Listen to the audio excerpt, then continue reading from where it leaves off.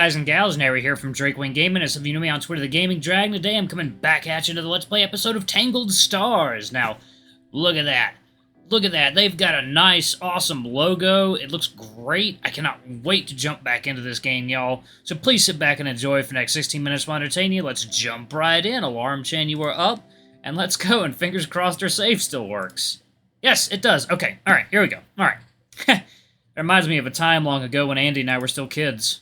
We got into a massive argument over something stupid, and I honestly can't even remember what it was about. But I remember I got so mad at him that I told him we're not friends anymore. The squeaky, tiny, angry Jonah told his best friend that he never wants to see him again. After I had told him, I walked away, well, stomped away, and walked in the direction of nowhere. I was really pissed, and the walk helped a lot. I gradually calmed down and thought things through in my little child head. Before long, I turned around and ran back to him, crying and saying that I'm sorry. He started crying and apologizing, too. It makes me laugh to this day how dumb we were and how simple life used to be. The biggest problem that could happen was having a fight with a friend, not terrorists or crime or taxes. It was so simple being a child, so much that I find myself wishing to go back there more often than I'd like to admit. It's daunting how you only realize you love something the moment you lose it. I look up from my feet and realize a change in scenery. I don't think I've been around this area before. It seemed a bit on the older side. A line of blocks full of apartments stretched out for a bit, benches and trees accompanying them in the front. I'm not certain if it's an abandoned complex, but it seemed empty, or perhaps nobody woke up yet.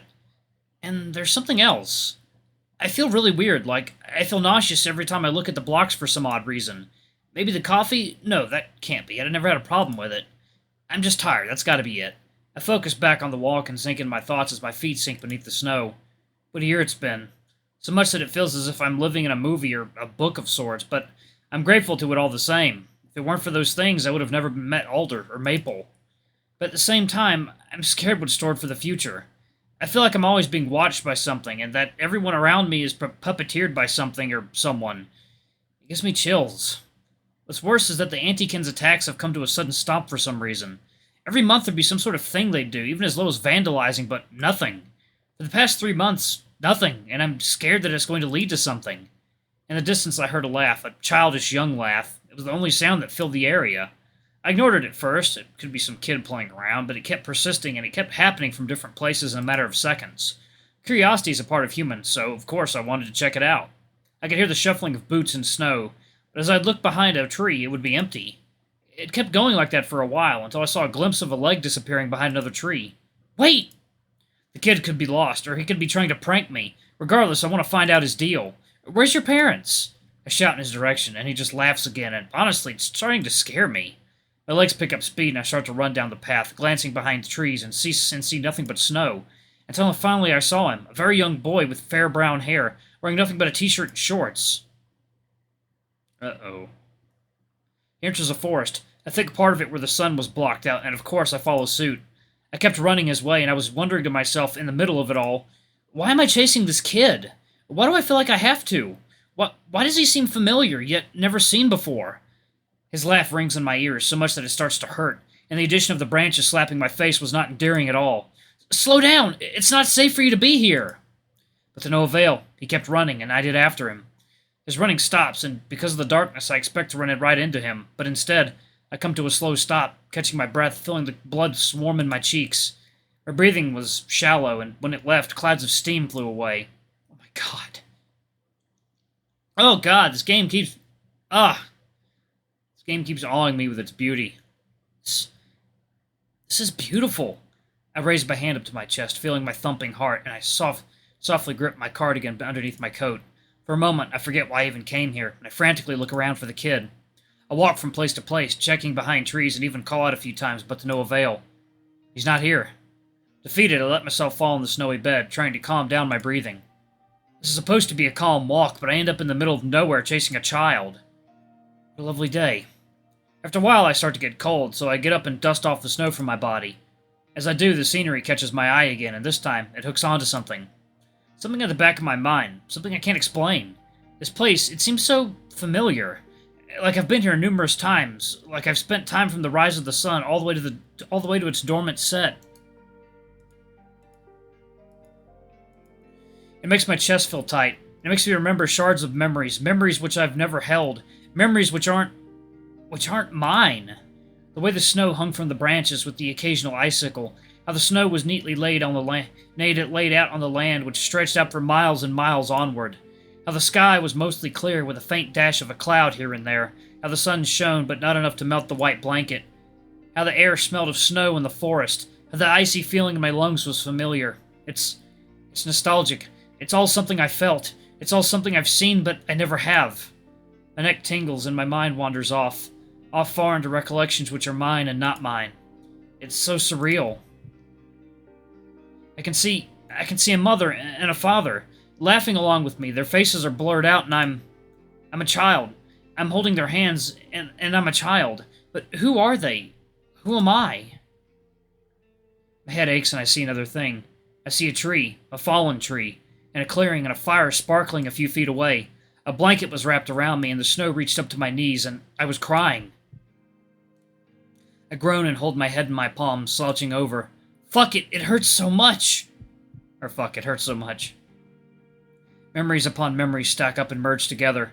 A wolf, a boy, a bathroom, a tree, a bench, a cliff, a dance, a kiss. A hand, a hug, a bottle, a sketchbook, a hoodie, a necklace, a knife, a father, a love, a life. What the fuck? Ah! It hurts so much that I want to scream. I want to rip my head in half and let the earth swallow me. Make it stop, make it stop, make it stop, make it stop, make it stop, I beg. One last image. A faint picture of a boy underneath a tree. Alone, yet not lonely. I bend forwards and fall onto my knees, hugging myself, breathing with tremors that shook my body from head to toe.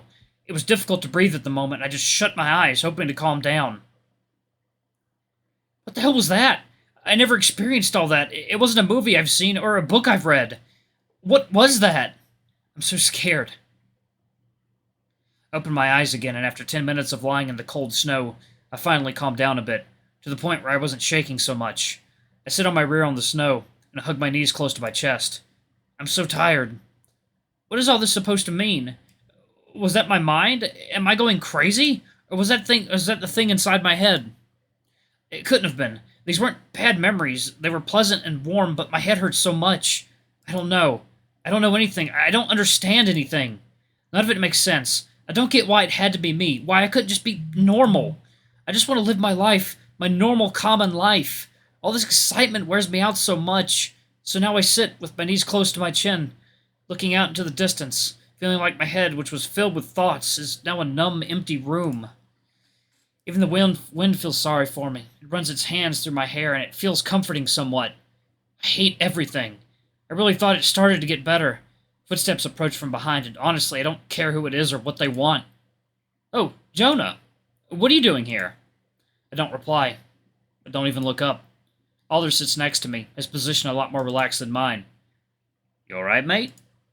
I feel like I should do some of a deeper voice for Alder. You guys, let me know how you feel in the comments. Even his accent reminds me of moments that don't belong to me. Someone in some memory had a similar accent to his, just as soothing, just as quiet, and just as tender. I nod slightly, even though I don't have much room to do so. He looks down for a moment, then ahead, in the direction which I had my vision fixated on. I'm not good with talks, but I'll listen to anything if you're feeling down. I don't reply, and let silence fall for a bit. I should have checked up on you more. That's why you're annoyed, right? I shake my head, feeling my energy so drained to the point where I could pass out soon. He sighs. Then what's wrong? I shrug. What is wrong? What's right? That's the question. I don't even know what it is that I hate or what it is that I want. When your head feels like a tangled mess, nothing makes sense anymore. If this is about yesterday, when I cried in the shop, then... Fuck's sake, Alder, it's not always about you, alright? I surprised myself. I didn't mean for that to come out, especially in that tone or way. I let my face fall in between my knees again, and I could feel him deflate a bit next to me. That was bitchy and unnecessary. Sorry.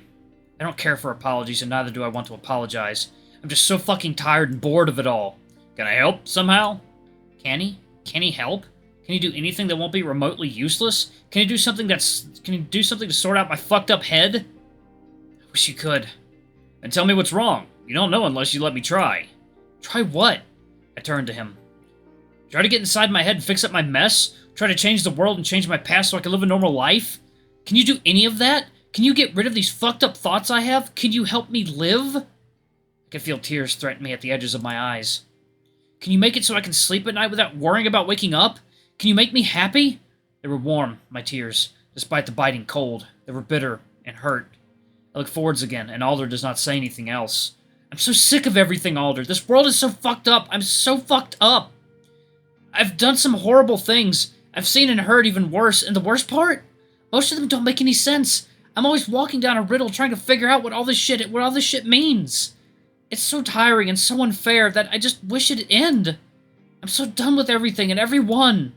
I used to think I could fix people in the world they live in, but I can't even fix myself. I used to want to even give myself to others, and I did it, but I lied to myself that that's what I always wanted to do. I just want to live. A few moments go by in silence, and my heart races, my tears frozen on my cheeks. It hurts so much. Everything was just bottled up. This was the last straw, and I broke. He puts his hand on my shoulder, but I don't bother looking at him. I don't know even a quarter of what you went through, or what you might still be going through. I can't change your past, and I can't make it so I can read your mind, but I can be here and listen.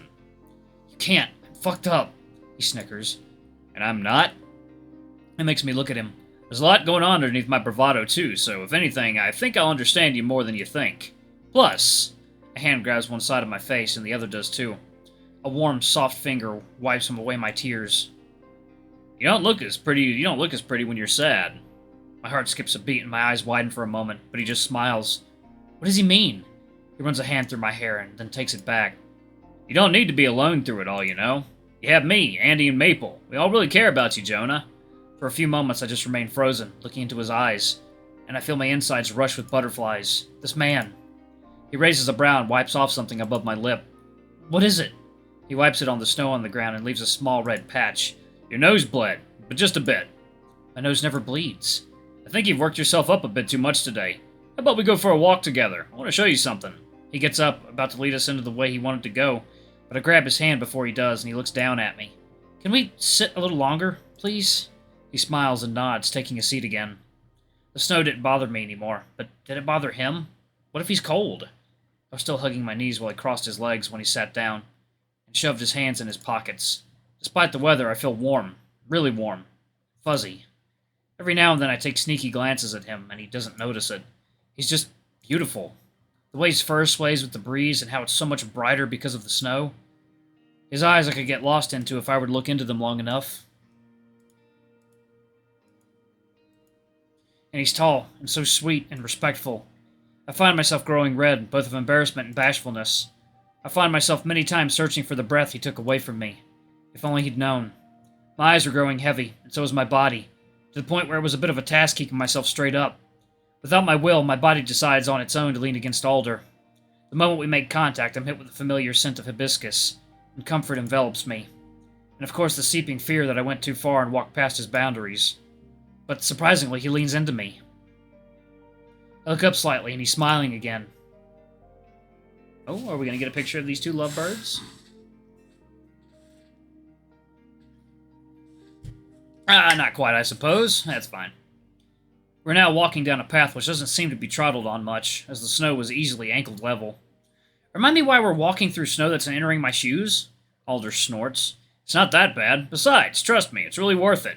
Not like the place I showed you in Rome, but still amazing. I huff as we keep walking. I might as well take in the scenery until we get wherever he wants.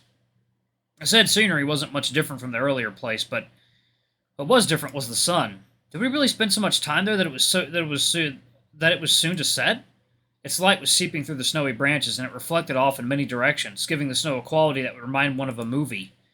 The sight prodded at something at the back of my head, another memory perhaps, but it was too light for it to do more. There were some birds here and there, and they even sang their songs to us, something that made me smile and feel young too. Through here. Alder walks toward a different path, one full of dead bushes and twigs. You want me to walk through that? He sighs and ignores me. It wouldn't kill you, and I'll clear the way anyway. I shrug and walk closer to him. He rips open the bushes, which are cleared out way quicker than I had anticipated. Frozen twigs stand no chance against a big wolf like him, I guess. Man, what is it with scene after beautiful scene in this movie? A field of snow stretched out before becoming another forest in the distance, and by the looks of it, this place was a farm. A farm? To be honest, it didn't appeal to me as amazing. Alder, on the other hand, smiled broadly and put his hands on his hips, looking quite proud. This part of Ladia is the one which reminds me of my childhood the most. We live in the southern part, so we're quite a good distance away from the richer, bigger cities. Our city is nowhere near poor, mind you, and the majority, if not all the people, have well-paid jobs. He takes a breath. But here and on for a few miles, the people which live here choose to live a rural life, away from the chaotic road rages or the pollution or the protests. And we're here because... I don't know, I just wanted to show you something that you wouldn't see often. And it kind of reminds me, as I said, of my childhood, of a place I used to visit frequently because of an aunt. You traveled a lot, huh? He turns to me and smiles. Wolves have a lot of relatives, you know. I walk up next to him and look past the few houses which were laid on a long field, far into the misty hills and forests. It's kind of pretty, to be fair. So, where did you grow up then? I ask as he clearly wanted me to, and his tail flicks. It's a land quite far away, one that not many have heard of. A country whose streets are made of dirt and houses hang on by a thread. But through the poverty, the people saw beauty in other things. Nature, culture, cuisine, family. Those things are the people's most important things in that country. Even if they're hundreds of miles away, the land and the people are connected. It's so beautiful. Alright guys and gals, I'm going to go ahead and pause it right there. Thank you all so much for watching. Don't forget to like, comment, subscribe, ring that notification bell. Leave a super thanks or tip if you can. It always helps. Until the next video, I love you all. I'll see you next time. Bye-bye.